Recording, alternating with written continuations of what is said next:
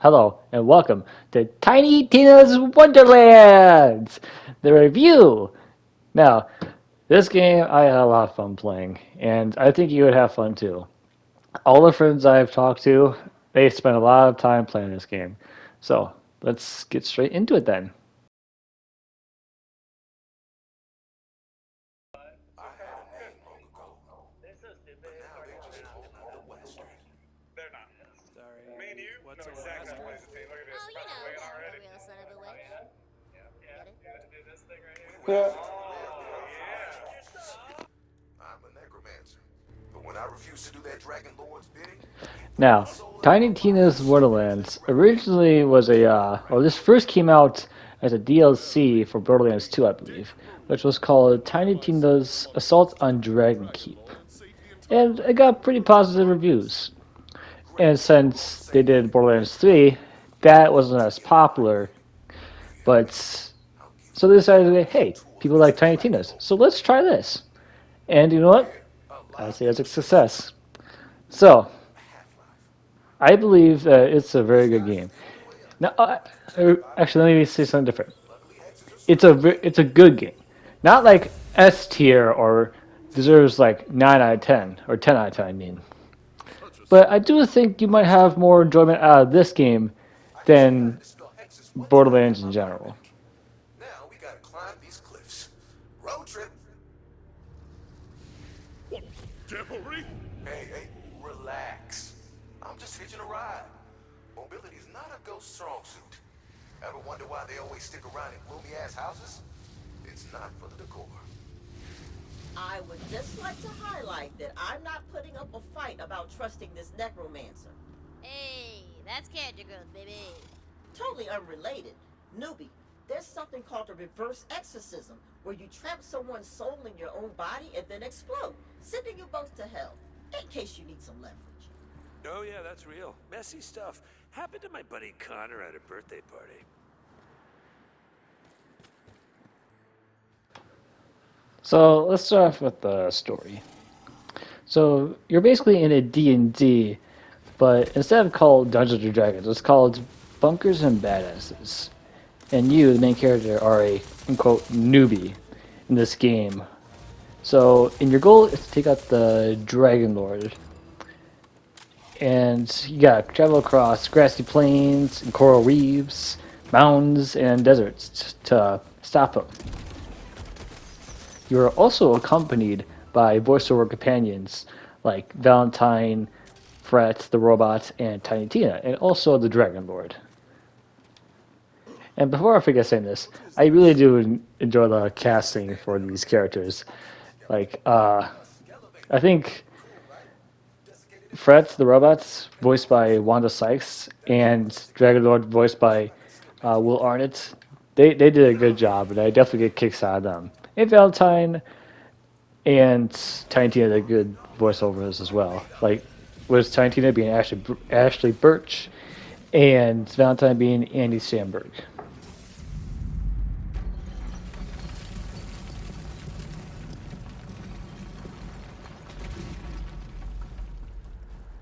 Okay, well, it's down.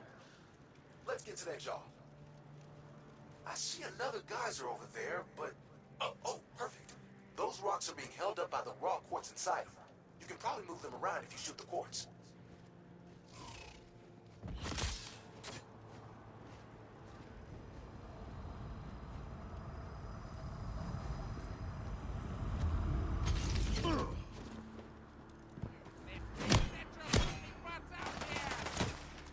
A villain in our midst. So let's talk about the main thing that defines the Borderlands games, in my opinion, at least. Since this is made by Gearbox, they still had this. They still go with this art style or this still Take off, combat, coward. if you know what I mean. It's almost the same as the Borderlands games, but instead of having grenades as like your L1 No one's ability blocked or off when there's a LB, barrier hanging. they have magic, Now, while all this which kinetic is energy is like you burning, can summon kill these runes, jerks. or sorry, summon lightning, fireballs, and such. And I really like this. This is what really defines the D&D genre.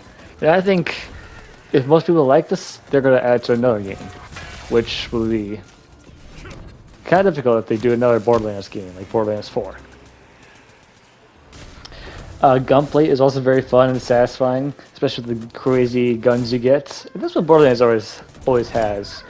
Crazy guns that you can get, like shotgun that shoots arrows from the sky, or a sniper that switches to a RPG, and also a crossbow gun, which I think is new in this game, and I think it's very fun. And like as I said, Borderlands has always had strong gunplay.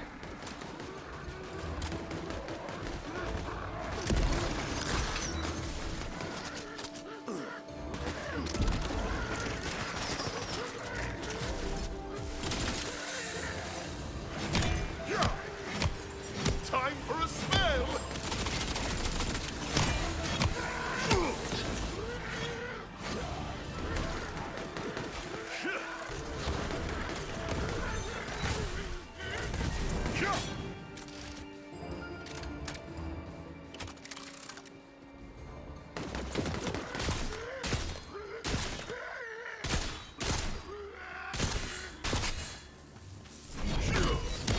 Oh yeah, classic case of lockjaw. Gonna be here for a bit. Keep my friends busy. Just to be clear, they're not my friends. I was just trying to sound cool. Man, it's weird how every character you meet around here is a lonely failure fighting for air in the ocean of desperation. Like Flotsam, or Jetsam, or whichever. Maybe it's something about you that attracts losers.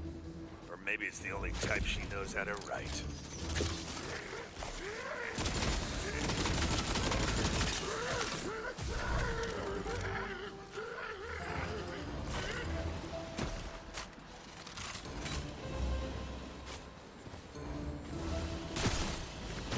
Come, friends, to battle and glory!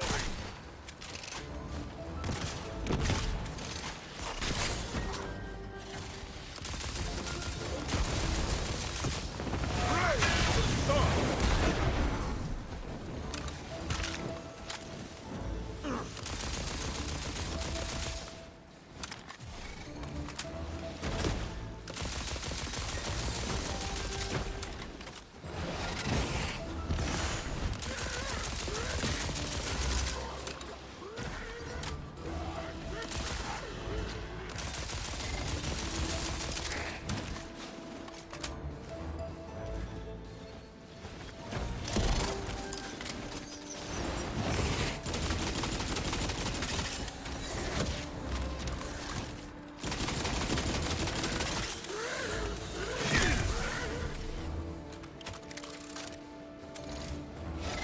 Are a terror, aren't you? I'll not suffer the likes of you.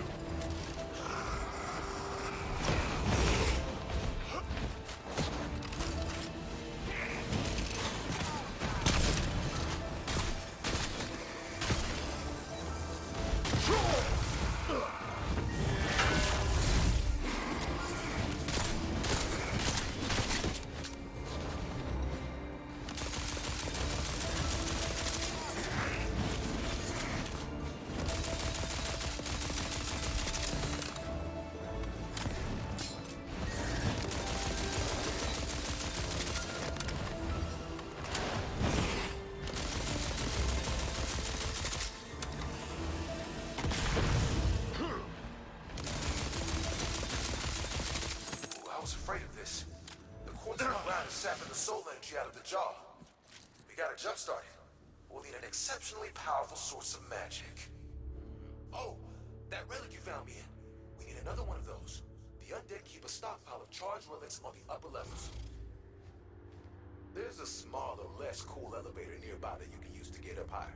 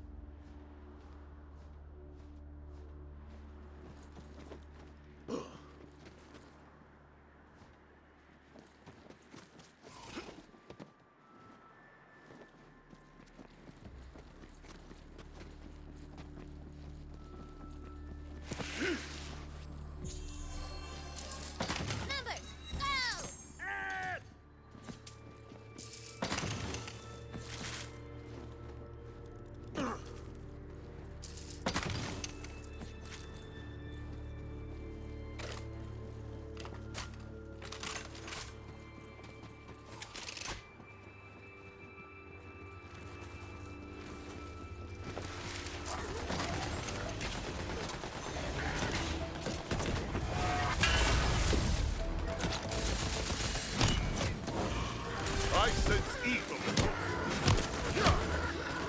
My attack! Dare to return.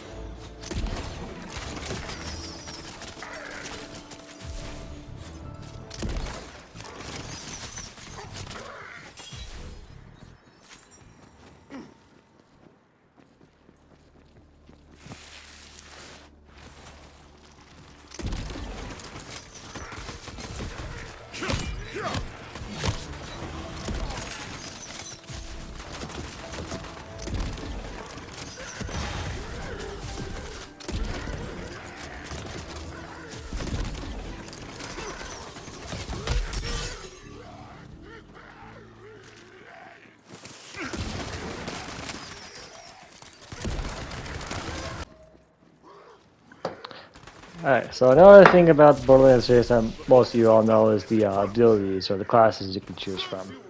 And in this game, you can choose from 6 classes. You have the Berserker, Clawbringer, Greyborn, Spellshot, Spore Warden, and Stablemancer. And without going too deep into these classes, they're all fun to play as. And also, each class you pick, like say you pick Stablemancer, which is what I picked the first time.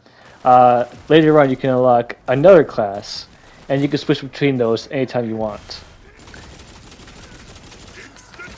As you can see now, I'm using the Clawbringer, which is a flaming hammer swung at the ground, which I think is pretty satisfying.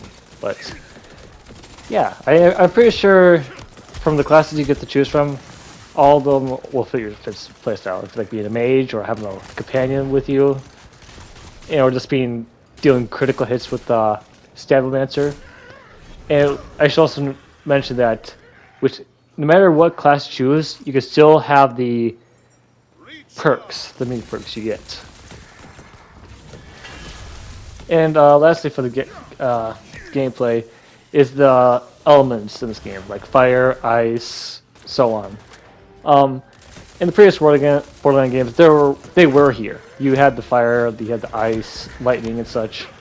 But in Wonderlands, I feel like they have more of an impact in this game than the previous Borderlands games. It might just be me, but I feel like they have more of an impact, especially with how much magic there is and how much ability or magic damage you do to enemies. Admittedly, this is not nearly as cool. Skeletons make everything cool. I don't know what else to tell you. I will say, one of the negative things I don't like about this game is how the loophole in this. I feel like you get more greens or blues and whites than purple or yellow. Granted, those are higher tier weapons and armor, but even when you complete a boss, I don't feel like you get a good enough reward that will make yourself look cooler or have more of an impact than what you already have.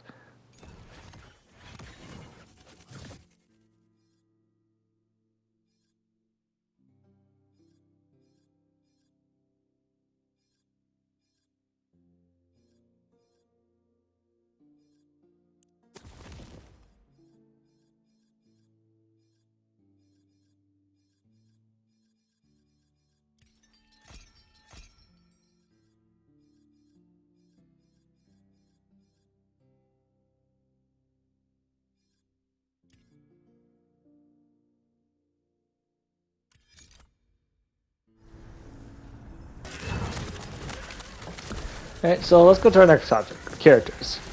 I really like the characters. I said before that I really like the Fred the Robot and Tiny Tina and such. I do like the main characters, or the characters you talk to the most.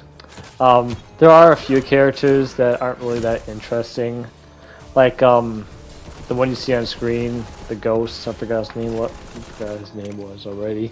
But there are some cool characters, or some annoying characters, but you kind of grow on them a little bit, like Garrett Trivia, like this. Kisser of witches. I protect this world. for money. And now you have released true evil upon it. I was simply hunting for treasure. And instead you have released the spirit of Celissa, the evil coiled water goddess. Now her foulness will corrupt the local desert coiled, turning them into bloodthirsty thralls. So yeah, that's Geralt trivia. Like Geralt of Rivia from The Witcher. It's just trivia. He's a smart, cocky man. Kind of like the opposite. But anyways, yeah, there are more other references in this game, like Star Wars. Like I'm a big Star Wars fan, so I think you guys will also like the references in this game as well. Another character that I really like is one of my friend's favorite characters, Torg. And I won't spoil anything from the character and what he does early on in the game, but damn, he might be my new favorite character, especially because he does a goddamn power move. Like, I'm talking an entire civilization wiped out in a single blow. But yeah, there are lots of funny moments with these characters, and lots of funny moments in general, like with bad jokes, hilarious enemies, and even though there are like 5 different types of enemies or 6 different types of enemies, there's still fun to be had, especially with that luck. Let the magic begin!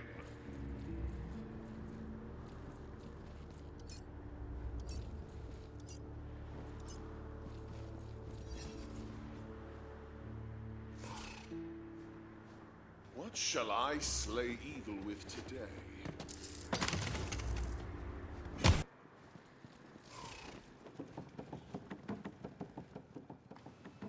So one last thing I want to talk about in this game is the world, the environment.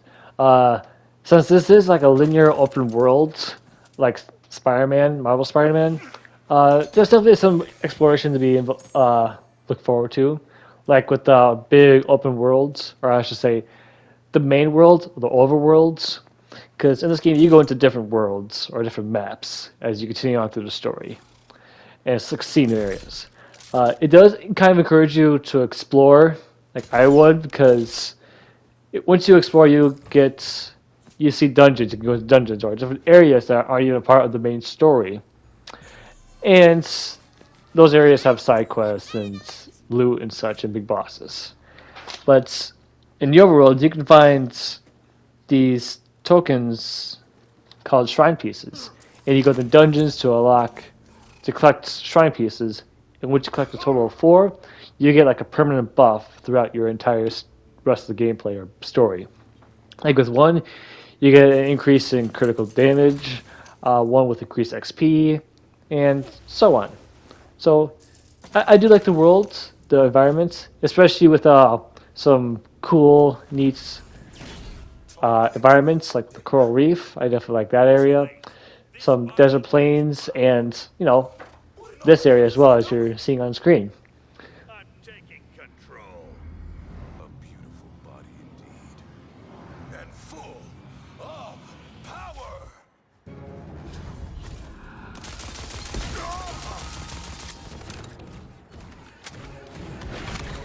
This is weird.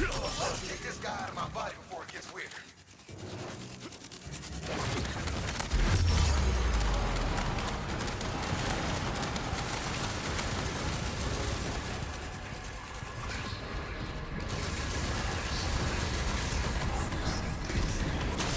Darkness flees before the light!